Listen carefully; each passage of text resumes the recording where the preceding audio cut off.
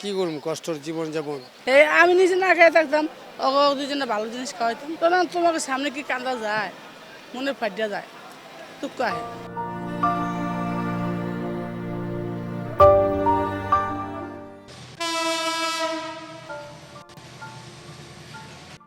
জীবনের দুটো তীর, এক তীরে কেউ সার্থকতায় হাসে, আবার অন্য তীরে কেউ হয়তো হতাশায় পর্যদস্ততা, কেউ হয়তো জীবনের বিলীন হওয়ার মাঝেই খুঁজে পায় সুখ। তেমনি বিলীন হওয়ার মাঝেই সুখ খুঁজে নেওয়ার আশায় এই মাছ কাটা শ্রমিকেরা। ফেলে দেয়া মাছের আঁশ থেকে তৈরি হয় ঔষধ, প্রসাধন সামগ্রী সহ নানান কিছু। অন্যদিকে মাছের নাড়িভুড়ি থেকে প্রক্রিয়াজাত করা তেল ব্যবহৃত হয় সাবান জাতীয় পণ্য সহ দৈনন্দিন ব্যবহৃত নানান কাজে। এসব আঁশ প্যাকেটজাত হয়ে দেশ থেকে চলে যায় বিদেশে।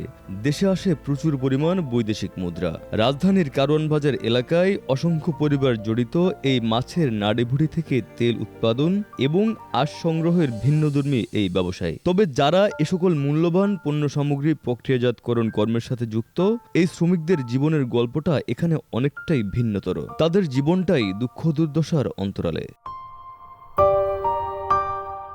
মাছের নাড়িভুড়ি থেকে তেল সংগ্রহ আর মাছের আঁশ বিক্রি করে রেললাইনের ধারে সপরিবারে নিয়ে মানবেতর জীবনযাপন করছেন আবু হোসেন মিয়া। ৫ জনের সংসার তার, কখনো আয় উপার্জন হয়, আবার কখনো হয় না। এমনই দুর্বিষহ নিয়তির বর্ণনা দিলেন হোসেন মিয়া ও তার সহধর্মিণী।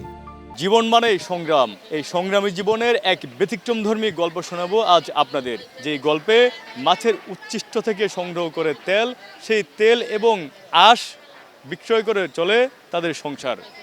কাকা, আর কেমন যাচ্ছে এই কাজ করে আপনাদের? জি আলহামদুলিল্লাহ ভালোই। আগেল্লা দিনকাল যেতেছে, ভালো যেতেছে আগেল্লা। কি করব, কষ্টর জীবন যাপন। আমরা এই কারণ বাজারে মাছ কাটি, এই মাছের থেকে ওজন করি, মাছের তেলটা আমরা আবার বিক্রি করি পার্টির কাছে। এইটা আপনার নিয়ে এই পার্টি কাজ করে আর কি। এই আপনার মাছের আইসটা মাছটা আপনার আমরা বিক্রি করি, এইটা আপনার বাহিরে নিয়ে চালান দেয় আর কি। বাহিরে চালান দেয়, এরা কইতে পারবো, আমরা খালি বিক্রি করি।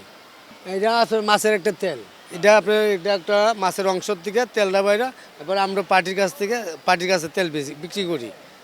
এই আমরা অতটুকুই বিক্রি করে মনে করেন টাকা পয়সা রাখি আমরা, মনে করেন এই চাইল ডাইল বউ বাচ্চা নিয়ে নাতি নাতের নিয়ে এই আমরা সংসার ৬,০০০ আসে, ৭,০০০ আসে, ৮,০০০ আসে মাসে। তেল ইনকাম বুঝছে আর কি কাকা, ইনকাম বুঝছে। কোনো মাসও কাম হোক, কোনো মাসও হন আর কি। কোনো মাসও আপনার এই কোনো দিনও ৮০০, কোনো দিনও আপনার ৫০০ টাকা, এমন দিন আছে ৫০০ টাকা, খাওয়া দাওয়া করে সমান। আগের মতো ইনকাম নাই কাকা। এই খায়া দিয়ে ধরেন না সমান আছি। খারাপ লাগলে কি হইব, এটা দিয়ে তো আমরার কর্ম, আমরার বাধ্যমূলক করতে হয়, বুঝছেন। এনা পুরা পুরা সহ পরিবার। হ্যাঁ হ্যাঁ, পরিবারে ওই যে স্বামী আছে, নাতনিরা এসে বেড়াইতে, ফুলার বউ আছে, ফুলা আছে। মাছ কাটা এবং আঁশ সংগ্রহ করে জীবন নির্বাহকারীদের মধ্যে আরেকজন বেবি বেগম। তিনি বিধবা ও স্বামী পরিত্যক্তা, দুস্থ হলেও তার ২ সন্তান নিয়ে জীবনের সাথে অনবরত লড়াই সংগ্রাম করে যাচ্ছেন বৃদ্ধ বয়সে এসেও। তিনি বলেন, কষ্ট হলেও বা খারাপ লাগলে কি আর করার আছে, এগুলা করেই খাওয়ান লাগবো। কোনোদিন খেয়ে আবার কোনোদিন না খেয়েই প্রতিবন্ধী ছেলে নিয়ে জীবন কাটাই। বাবা বহুত কষ্ট করে না খেয়ে থাকে থেকে মুঠো আসিব, খারাপ লাগতো, ঘুরান দিত, মাথা ঘুরান দিত, হারাই দিত। এই আমি নিজে না খেয়ে থাকতাম, ওকে দুজনে ভালো জিনিস খাওয়াইতাম পরে। মনে করে আমি খাইতাম, অগাইনা রুটি খাওয়াইতাম, চায়না খাইতাম, দুধ খাওয়াইতাম, মিষ্টি খাওয়াইতাম, বালু খাওয়াইতাম। আমি দাদা বিস্কুটের পানি খেয়ে রয়েছি, ওকে জীবনে বাঁচাইছি। তখন তোমাকে সামনে কি কান্দা যায়, মনে ফাটিয়া যায়, দুঃখ আহে। তোমাকে সামনে তো আর চোখের পানি হারা যায় না, বন্ধু কই যাবে এমনও পারে। এরকম কার কাছে কয়ে কেউ নাই। এই যে পারনে বইতে পারি না, অনেক কষ্ট, বহুত কষ্ট। ওই আল্লাহ জানে আমার বইতে কষ্ট কি, অনেক কষ্ট। পরে আর কি করবো, পরে ঘরে মোর মুখে কি বাস করা আছে। আমার ঘরে সারা মনে নেই, অনেক বাবা ঘরের ভিতরে পড়ে রয়েছি বাবা, অনেক কেউ জিগায় না বাবা, বিশ্বাস করো। ও আল্লাহ জানে যে পরশু দিন ঘরের ভিতরে বয়ে কোয়াইছি, কেউ একটু জিগায় না মারে।